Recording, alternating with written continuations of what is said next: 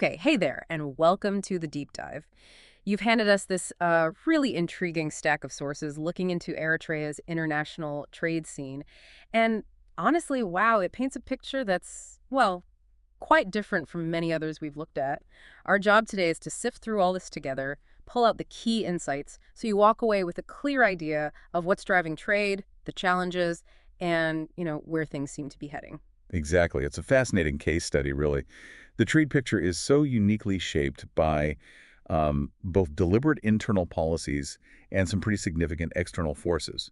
We'll break down the basics, what's coming in, what's going out, then dig into the policy environment around it all. We'll look at how external pressures, things like sanctions, play a role, and finally touch on some of the internal realities impacting trade, too. What's striking, even just looking initially, is how interconnected all these different pieces are. Right. Okay, let's jump right in then. Foundational structure. What's the very first thing that jumps out about Eritrea's trade balance from these sources? Well, what's really consistent across all the material is this structural trade deficit. It's pretty fundamental to understanding everything else that follows. Okay, structural deficit sounds a bit technical. What does that mean in practice for, everyday reality there? It means they consistently need to import far more than they manage to export. We see a really deep reliance on buying from external markets for essential goods, but also crucial industrial inputs. Think about basic needs. The material lists food items like sorghum, wheat flours, other food preparations, but also stuff needed to keep the economy actually running, like machinery, transportation delivery trucks, big construction vehicles, and, importantly, fuel. So this isn't just about like optional extras. They're depending on the outside world for basic food and energy and the tools to build things. Precisely, yeah. The estimates suggest imports make up a really substantial chunk of their economic activity, potentially somewhere in the range of 10 to 25% of GDP. So this shows that despite this strong stated government policy pushing self-reliance, the economy is, in reality, quite open and heavily reliant on trade just to function day to day. And that dependency, of course, makes them pretty vulnerable. Things like global price swings, supply chain problems, they hit hard. Yeah, that vulnerability makes total sense. If you're importing food and fuel, you're really exposed, aren't you? Thinking about that goal of self-sufficiency you mentioned, how does this heavy import reliance actually square up with that? It seems contradictory. That's exactly the core tension, the paradox, really, that comes through in the sources. Yeah. The official policy emphasizes looking inward, self-sufficiency, but the economic reality dictates this fundamental need for external trade. It's a constant balancing act they're navigating. Got it. Okay.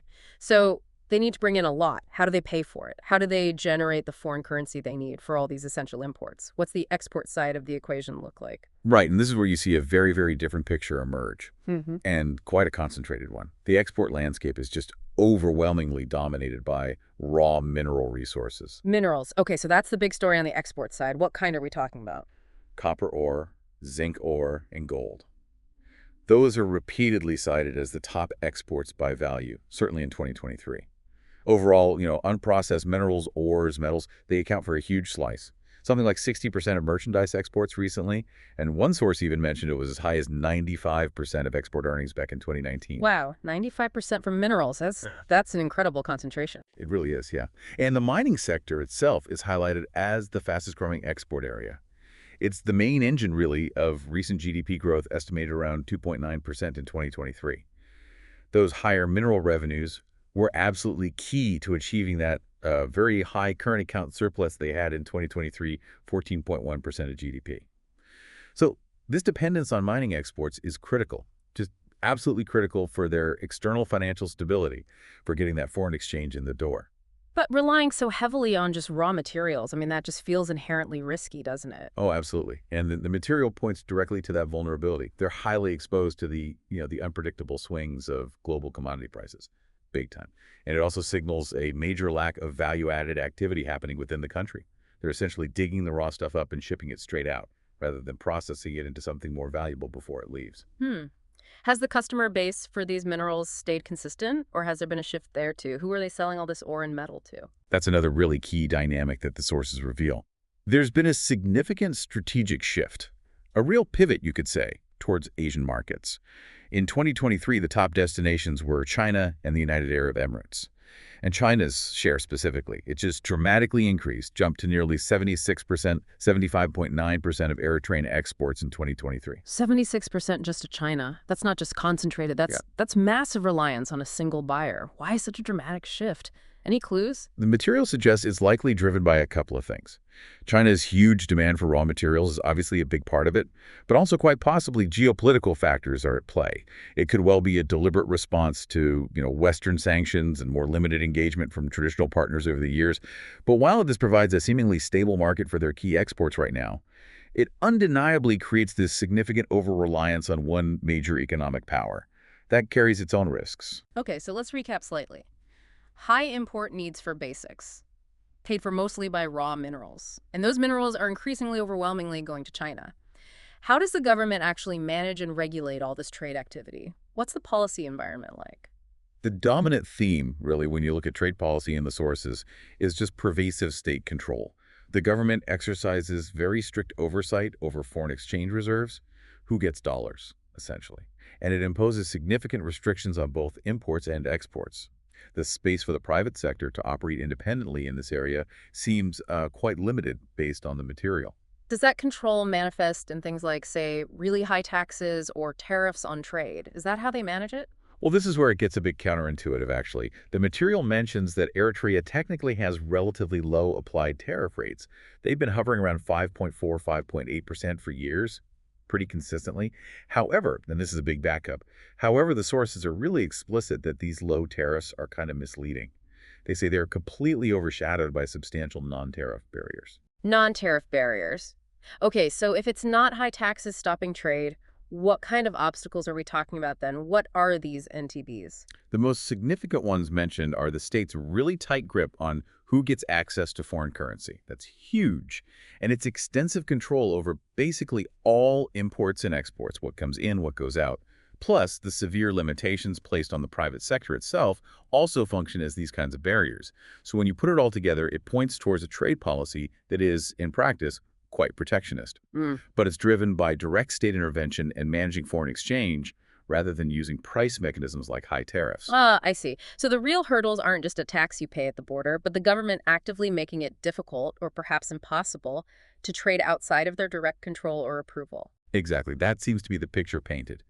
The material also notes Eritrea's very selective approach when it comes to trade agreements. It's part of regional groups like COMESA and IGAD, but it has notably not signed the big continental one, the African Continental Free Trade Area, the ACFTA. And it's also not a member of the World Trade Organization, the WTO.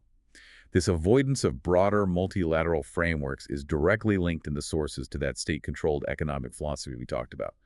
A clear preference, it seems, for maintaining tight national control rather than, integrating more deeply into international trade rules and potentially ceding some sovereignty. Now, this tightly controlled internal environment isn't just shaped by internal thinking. It's also heavily influenced by external pressures, and sanctions are a really big part of that story. Right, sanctions. We definitely heard about sanctions targeting Eritrea over the years. Have those mostly been lifted now, or? Yeah. Some have, yes. The big UN and most EU sanctions, including things like arms embargoes, those were lifted back in 2018. And the material is very clear on this. Significant restrictions absolutely remain in place. You still have financial sanctions from the EU, the UK, and the UN targeting specific individuals and entities. Those persist. And crucially, the United States imposed quite comprehensive financial sanctions. These hit Eritrea's ruling political party, its business affiliates like Hydri Trust and Red Sea Trading Corporation are mentioned, plus the defense forces and senior government officials. That was in November 2021. Okay, those U.S. financial sanctions sound pretty targeted. How do they specifically play out in the trade or investment world? What's the impact? The sources state pretty explicitly that these U.S. sanctions, when combined with Eritrea's general state-controlled economy and the lack of fundamental things like a commercial code, it all makes the investment climate simply not conducive. That's the phrase used for U.S. or, frankly, broader Western investment. We also see mentions of recent U.S. trade measures coming into effect, like a new baseline 10% tariff on imports from countries without specific trade deals, which includes Eritrea starting April 2025, and also Eritrea not being eligible for AGOA, the African Growth and Opportunity Act, in 2025. Okay, so if traditional Western investment routes and markets are restricted or seen as too risky because of all these factors, where does that leave Eritrea looking for economic partners? Well, this connects directly back to that strategic pivot toward Asia we discussed earlier. The sources really highlight that in response to these persistent Western restrictions and a limited engagement, Eritrea has actively sought out new bilateral economic partnerships, specifically with non-Western powers. China is the prime example. They signed a Belt and Road Initiative MOU back in November 2021. And also Russia, there was an agreement mentioned from 2023 about exploring ways to boost trade between them. Hmm. That pivot feels like a pretty pragmatic, almost necessary reaction to the sanctions environment. But what are the potential consequences, maybe longer term, of leaning so heavily on just one or two key partners, especially non-Western ones? The material suggests this realignment. While it might secure markets and maybe investment for their critical minerals for now, it does risk deepening Eritrea's separation, maybe even isolation, from traditional Western financial systems and markets.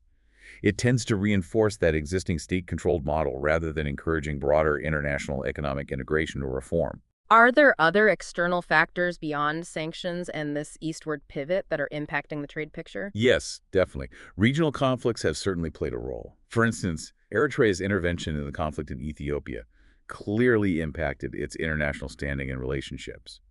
The sources mentioned it specifically ended prospects for improving ties with the U.S. at that time. Just general insecurity across the Horn of Africa as a layer of risk, too. And then you have broader global geopolitical tensions, which are increasing risks for international shipping, including security threats in the vital Red Sea area. So beyond these external forces and pressures, Eritrea's trade environment also faces some pretty significant internal constraints, things happening inside the country. Right. What kind of domestic issues are creating hurdles for trade and the economy more broadly? A major one that comes up consistently in the sources is severe labor shortages. This is directly linked to the country's compulsory national service program. The sources note this often involves indefinite terms, potentially, and very low wages, sometimes described as forced labor.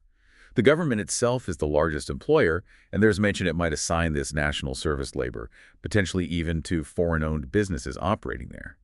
This obviously impacts production capacity across the board, and it raises really significant ethical questions and risks for potential foreign investors. Logistical infrastructure is another key limitation mentioned. While there have apparently been some upgrades to key ports like Massawa, internal transportation networks, roads, rail lines remain quite limited. That constrains how easily goods can move within the country and get to the ports for export. We touched earlier on minerals being key, especially those needed for green technologies. Are there other potential new areas for trade? Maybe things like green energy generation itself or other technology sectors? Is there potential there? The material does mention that Eritrea possesses critical minerals relevant to the green economy transition, and it apparently has national plans that include stated commitments to developing renewable energy.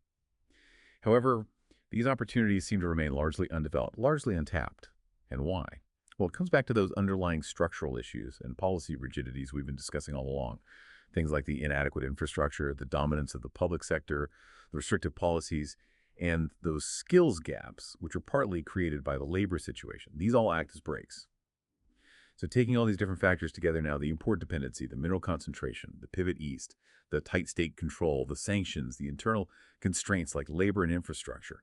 What does the material suggest overall about the future outlook for Eritrea's trade landscape? The outlook that's painted by the sources is really one of limited fundamental change unless there's significant reform. It seems quite likely Eritrea will remain primarily an exporter of raw materials, basically, and therefore largely missing out on the potential for higher value activities, like processing those minerals domestically for the green economy supply chain. The trade landscape looks set to continue being constrained by its very unique political and economic model. What would actually need to shift for that outlook to become more dynamic, to become more integrated into the global economy in a broader way? The sources strongly suggest that significant reforms are pretty much essential. They specifically mention the need for things like greater market liberalization, opening things up more, increased transparency, particularly in regulations, making the rules clearer and more predictable, adherence to, predictable international norms in trade and investment, and also critically addressing human rights concerns, particularly around the forced labor issue associated with national service, in order to attract a wider range of sustainable and ethical foreign investment. Okay, so pulling it all together then, what really stands out from this deep dive is it's a trade system heavily defined by this tight state control There's a paradoxical import dependency existing alongside this official goal of self-reliance, and it's almost entirely funded by a highly concentrated export of raw minerals, which are increasingly directed towards just one major partner, China. All of this happening under the shadow of Western sanctions and hampered by significant internal challenges, especially these labor shortages. That's the picture. Absolutely. That sums it up well. It's a picture where those low reported tariff numbers are essentially irrelevant, really, because the real barriers are the state control, the foreign exchange restrictions, and a general lack of transparency. This kind of environment makes it extremely difficult for the economy to diversify away from minerals or to integrate meaningfully into broader global value chains. It's a very unique equilibrium, shaped by both deliberate policy choices and external realities. Yeah. Understanding this really helps connect the dots, doesn't it?